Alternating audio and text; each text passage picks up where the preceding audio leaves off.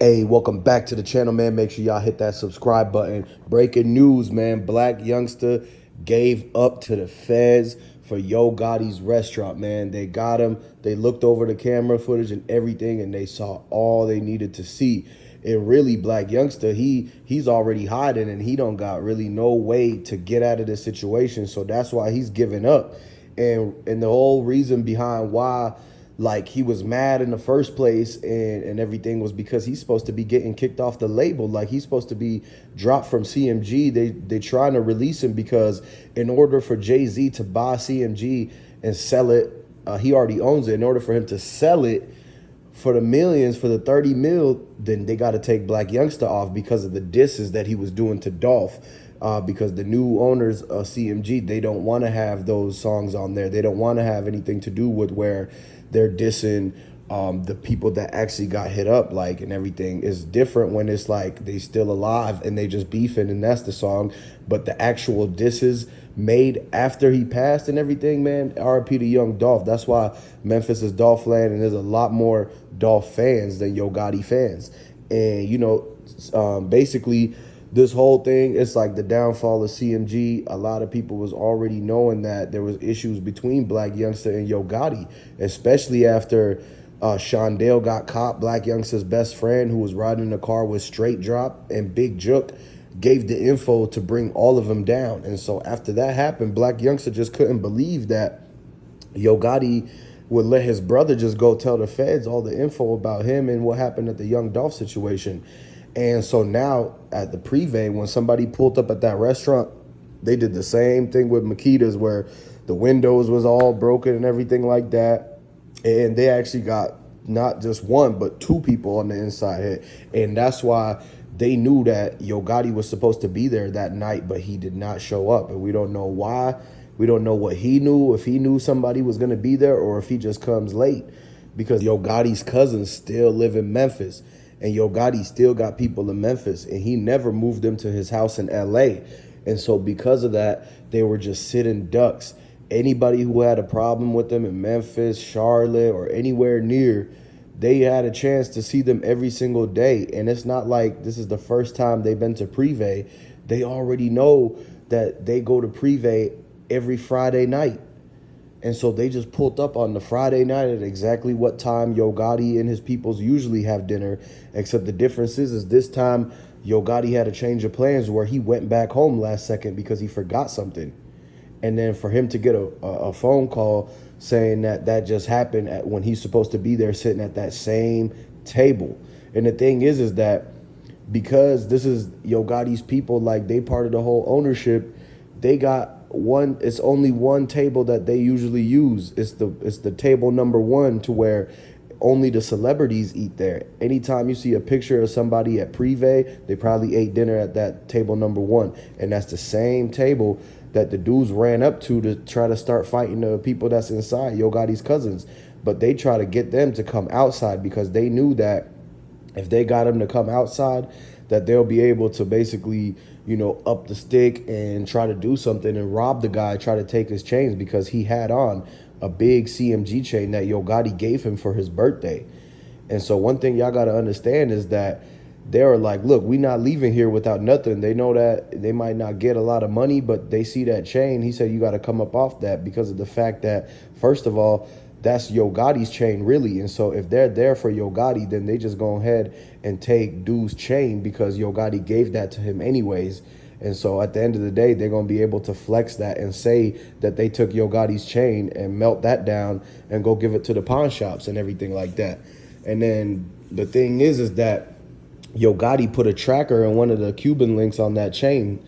That's how he knows where his cousin is at all time. And so because some jewelry might actually have a locator chip in it, they do it to Rolexes, they do it to all sorts of things. And so that's how they actually are going to find the people, is because they're going to look at, okay, where is the things that was taken? Where are they at right now? Where is it going? And it's showing them that it's still in the area in Memphis. Like they just hiding out. They try to leave, and they might try to leave town and dip to Arkansas in the middle of the night and try to ride to the border of Mexico or something. But stopping at Johnny Dang in the way in Texas and try to sell the diamond chain. But then that's when Johnny Dang probably gonna find the locator chip in it and ping Yo Gotti to the location.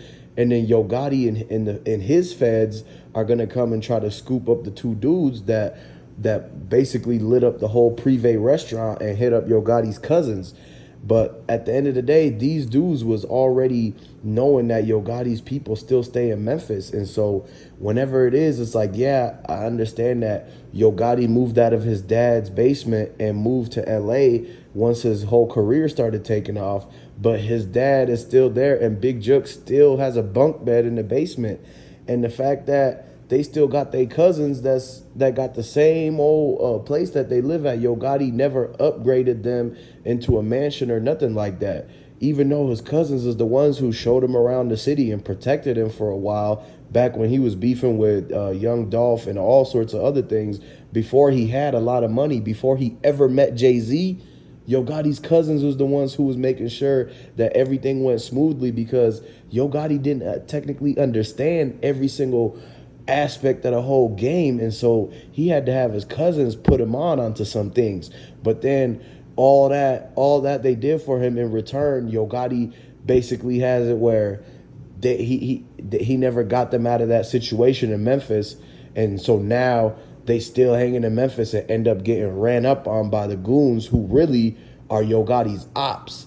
They're not his cousins' ops. His cousins don't even have ops like that, because they're not the rappers. They're not the ones who's doing it. Like, they just got regular lives. And so they don't really get into it with people because it brings them no benefit. It brings them no type of, they don't need that publicity because they're not a rapper. You feel me?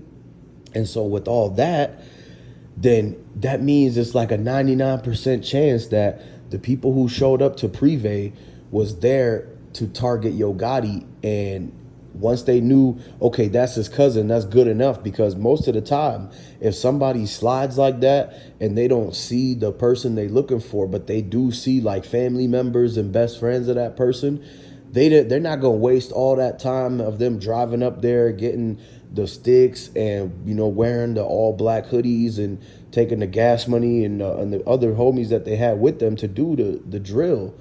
They're like, you know what, we already here. Is people that he knows and loves and care about. So they went and targeted that. And that's just the sad reality of being, you know, related or connected to famous people or people that are highly known in the public and that have problems and that are basically always having ops like trying to catch them and dissing people. And they're connected to people that got sent up and the youngdolph and everything. So anytime you closely related to somebody that's known like that, then you're basically an extension of any type of issues that might be brought onto them.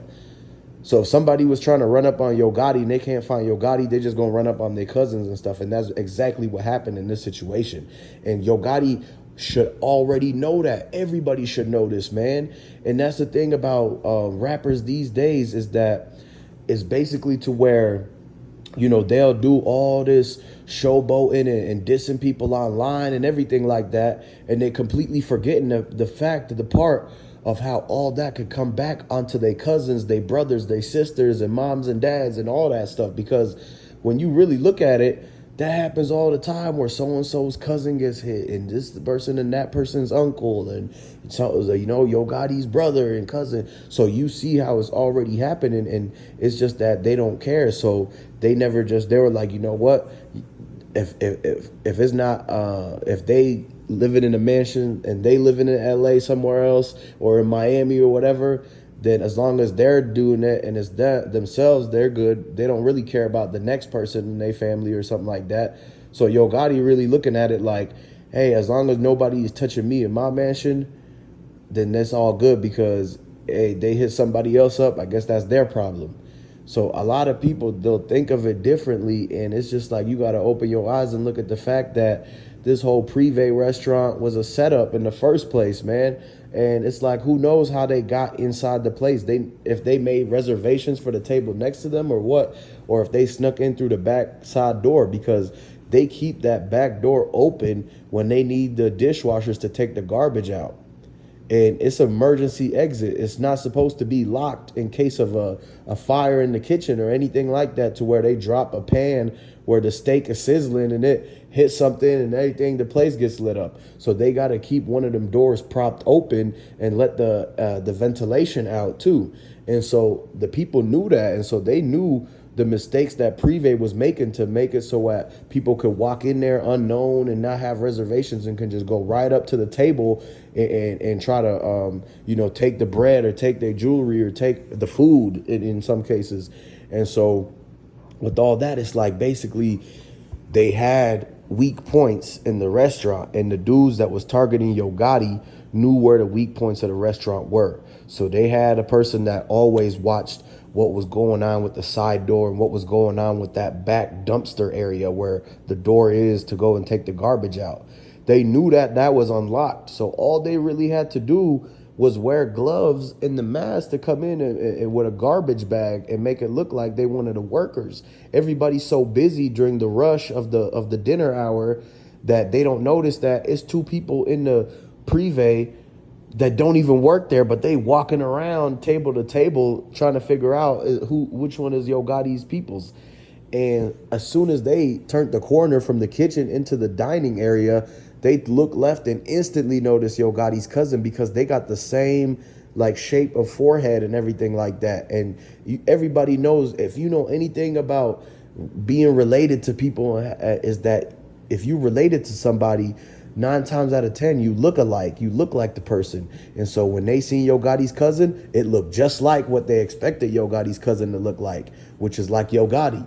And so they were like, that's him, get him.